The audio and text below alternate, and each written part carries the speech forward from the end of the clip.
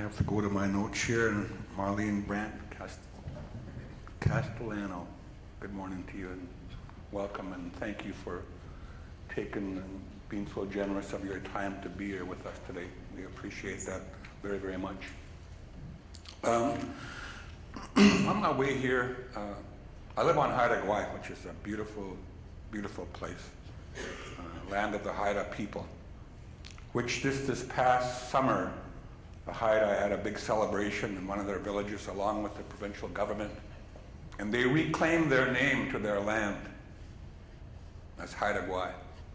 And they gave back very generously to the province the name that they had put there, which was the Queen Charlotte Islands. And it was a part of a reconciliation process that the Haida have been engaged in with the Crown. Interestingly, at that particular celebration, the feds were absent, so there's always one party not at the table.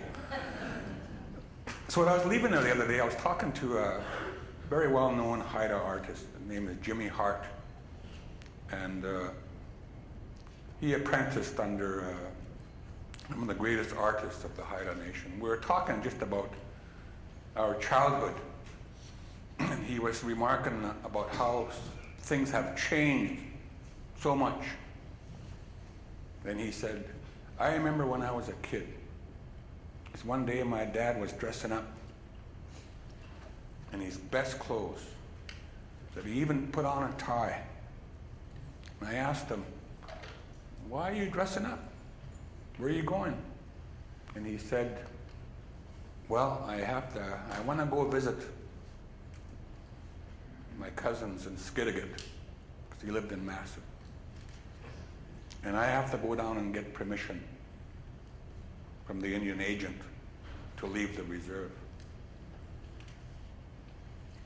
And we talk about how much things have changed. That's pretty amazing when you think about that, just in our lifetime. Then I ran into some faces that I recognized when they came into the room, and they brought back a memory to me, and so I was outside and had a chance to talk to them. But I was at a conference here a couple of years ago that was organized by the university. And the Attorney General for the province at the time, Michael Bryant, was a guest speaker. And he came up and he gave a very, very personal, I thought, and a painful speech because he was really, really troubled. He got up and he said, I'm a lawyer. He said, I understand the law. He said, so I understand First Nations rights, Aboriginal title and rights and treaty rights. He said, I know that stuff. He said, but I gotta deal with political people because I'm in government. And I gotta deal with other lawyers, they have different opinions. And I gotta deal with the bureaucracy.